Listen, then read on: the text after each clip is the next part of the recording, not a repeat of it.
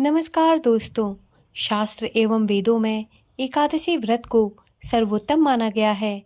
कई धार्मिक ग्रंथों में यह भी वर्णित है कि जो भक्त एकादशी व्रत रखते हैं उन्हें मृत्यु के उपरांत मोक्ष की प्राप्ति होती है। बता दें कि वैशाख मास के शुक्ल पक्ष की एकादशी तिथि के दिन मोहिनी एकादशी व्रत रखा जाएगा। हिंदू पंचांग के अनुसार यह व्रत 1 मई 2023 दिन सोमवार को रखा जाएगा।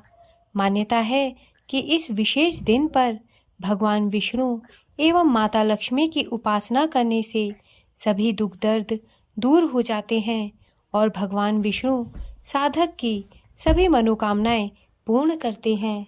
दोस्तों, पंचांग के अनुसार वैशाख माह के शुक्ल पक्ष की एकादशी तिथि 23 अप्रैल दिन रविवार को रात 8:28 पर प्रारंभ हो जाएगी और इस तिथि का समापन अगले दिन 1 मई दिन सोमवार को रात 10:09 पर होगा।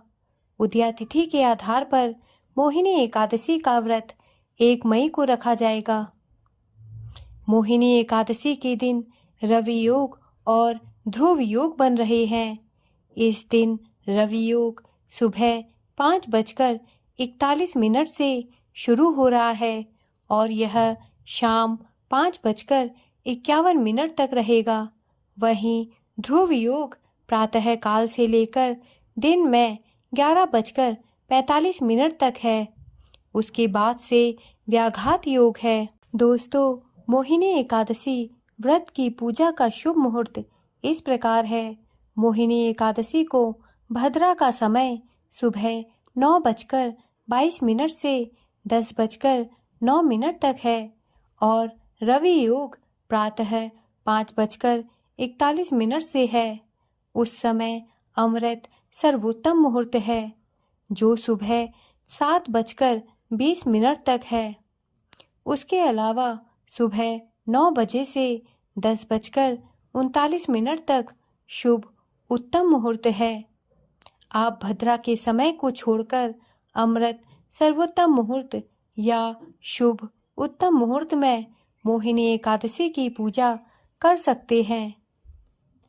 दोस्तों, यदि आप इस साल 1 मई को मोहिनी एकादशी का व्रत रखते हैं तो अगले दिन 2 मई को व्रत का पारण सुबह 5:40 से होगा। पारण का समापन सुबह 8:19 तक है। इस दिन द्वादशी का समापन रात 11:17 पर होगा। मोहिनी एकादशी व्रत की पूजन विधि इस प्रकार है। मोहिनी एकादशी व्रत के दिन सुबह जल्दी उठकर स्नान आदि से निवृत्त होने के बाद साफ स्वच्छ वस्त्र धारण करें। इसके बाद घर के मंदिर की साफ सफाई करें व गंगा जल से शुद्ध करें। फिर व्रत और पूजा का संकल्प लें। इस दिन की पूजा में भगवान विष्णु की प्रतिमा के समक्ष दीप जलाएं तथा भगवान विष्णु को अक्षत, फूल, फल, नारियल, मेवे आदि अर्पित करें। भगवान विष्णु की पूजा में इस बात का विशेष ध्यान रखें कि तुलसी के पत्ते अवश्य शामिल करें। इसके बाद भगवान विष्णु की आरती उतारें। फिर सूर्य देव को जल अर्पित करें। इस दिन की पूजा में एकादशी की कथा अवश्य सुने और दूसरों को भी सुनाएं। ऐसा करने से शुभ फल प्राप्त होता है। पूरे दिन व्रत रखने के बाद शाम को पुनः भगवान विष्णु की पूजा करें और रात में भजन कीर्तन करते हुए जमीन पर विश्राम करें। फिर अगले दिन सुबह उठकर स्नान आदि से निवृत्त होकर साफ स्वच्छ वस्त्र धारण करें। इसके बाद ब्राह्मणों को आमंत्रित करके भोजन कराएं और उन्हें अपनी श्रद्धा अनुसार भेंट दें। इसके बाद अपने व्रत का पारण करें। दोस्तों, मोहिनी एकादशी के दिन शीतल चीज़ें जैसे आम, खरबूजा, तरबूज, ककड़ी, शरबत, ठंडाई, जल आदि का भी दान करना चाहिए। इससे पुण्य फल की प्राप्ति होती है। दोस्तों, मोहिनी एकादशी को लेकर मान्यता प्रचलित है कि जो व्यक्ति इस व्रत को रखता है उसके मन से सभी प्रकार के मोह का त्याग हो जाता है। इस व्रत को सर्वश्रेष्ठ कहा जाता है। इस व्रत को करने के साथ साथ मोहिनी एकादशी व्रत की कथा को पढ़ने या फिर सुनने से 1000 गायों को दान करने के बराबर पुण्य की प्राप्ति होती है। अगर कोई व्यक्ति इस व्रत को नहीं रख पा रहा है तो सुबह उठकर स्नान आदि करने के बाद भगवान विष्णु की विधि विधान से पूजा करें। इसके साथ ही भगवान विष्णु को पीला चंदन के अलावा जौ चढ़ाएं। दोस्तों, मोहिनी एकादशी व्रत की कथा इस प्रकार है। एक बार धर्मराज युधिष्ठिर कहने लगे कि हे श्री कृष्ण, वैशाख मास की शुक्ल पक्ष की एकादशी का क्या नाम है तथा उसकी कथा क्या है? इस व्रत की क्या विधि है?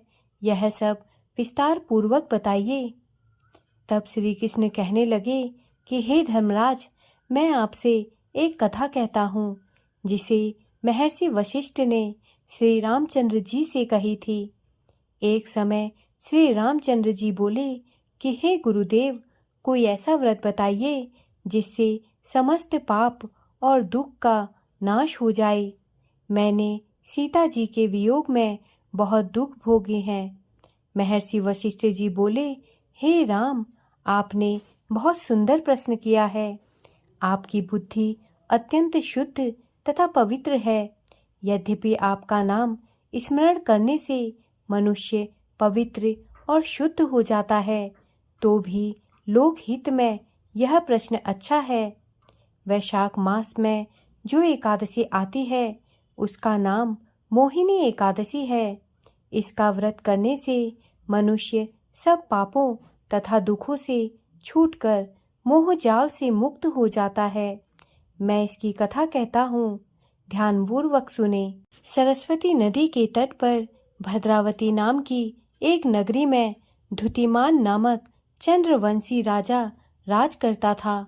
वहाँ धन धान्य से संपन्न व पुण्यवान धनपाल नामक वैश्य भी रहता था। वह अत्यंत धर्मालु और विष्णु भक्त था। उसने नगर में अनेक भोजनालय, प्याऊ, कुएं, सरोवर, धर्मशाला आदि बनवाए थे। सड़कों पर आम, जामुन, नीम आदि के अनेक वृक्ष भी लगवाए थे। उसके 5 पुत्र थे, सुमना, सद्बुद्धि, मेधावी, सुकृति और धृष्ट बुद्धि। इनमें से 5वां पुत्र धृष्ट बुद्धि महापापी था। वह पितर आदि को नहीं मानता था। वह वैश्या, दुराचारी मनुष्यों की संगति में रहकर जुआ खेलता और पर स्त्री के साथ भोग विलास करता तथा मध्य मांस का सेवन करता था। इसी प्रकार अनेक कुकर्मों में वह पिता के धन को नष्ट करता रहता था। इन्हीं कारणों से त्रस्त होकर पिता ने उसे घर से निकाल दिया था। घर से बाहर निकलने के बाद वह अपने गहने कपड़े बेचकर अपना निर्वाह करने लगा। जब सब कुछ नष्ट हो गया तो वैश्या और दुराचारी साथियों ने उसका साथ छोड़ दिया। अब वह भूख प्यास से अति दुखी रहने लगा। कोई सहारा ना देख चोरी करना सीख गया। एक बार वह पकड़ा गया तो वैश्य का पुत्र जानकर चेतावनी देकर छोड़ दिया गया, मगर दूसरी बार फिर पकड़ में आ गया। राजाज्ञा से इस बार उसे कारागार में डाल दिया गया। कारागार में उसे अत्यंत दुख दिए गए। बाद में राजा ने उसे नगरी से निकल जाने को कहा। वह नगरी से निकल वन में चला गया। वहाँ वन्य पशु पक्षियों को मारकर खाने लगा। कुछ समय पश्चात वह बहेलिया बन गया और धनुष बाण लेकर पशु पक्षियों को मार मार कर खाने लगा। एक दिन भूख प्यास से व्यथित होकर वह खाने की तलाश में घूमता हुआ कौंडिन्य ऋषि के आश्रम में पहुंच गया। उस समय वैशाख मास था और ऋषि गंगा स्नान कर आ रहे थे। उनके भीगे वस्त्रों के छींटे उस पर पड़ने से उसे कुछ सद्बुद्धि प्राप्त हुई। वह कौंडिन्य मुनि से हाथ जोड़कर कहने लगा कि हे मुने, मैंने जीवन में बहुत पाप किए हैं। आप इन पापों से छूटने का कोई साधारण बिना धन का उपाय बताइए। उसके दीन वचन सुनकर मुनि ने प्रसन्न होकर कहा कि तुम वैशाख शुक्ल की मोहिनी नामक एकादशी का व्रत करो, इससे समस्त पाप नष्ट हो जाएंगे। मुनि के वचन सुनकर वह अत्यंत प्रसन्न हुआ और उनके द्वारा बताई गई विधि के अनुसार व्रत किया। हे राम, इस व्रत के प्रभाव से उसके सब पाप नष्ट हो गए और अंत में वह गरुड़ पर बैठकर विष्णु लोक को चला गया। इस व्रत से मोह आदि सब नष्ट हो जाते हैं। संसार में इस व्रत से श्रेष्ठ कोई व्रत नहीं है। इसके महात्म्य को पढ़ने से अथवा सुनने से 1000 गोदान का फल प्राप्त होता है। दोस्तों, मेरे द्वारा दी गई जानकारी यदि आपको अच्छी लगी हो तो कृपया मेरे चैनल को सब्सक्राइब करें तथा मेरे वीडियोस को लाइक करें। धन्यवाद।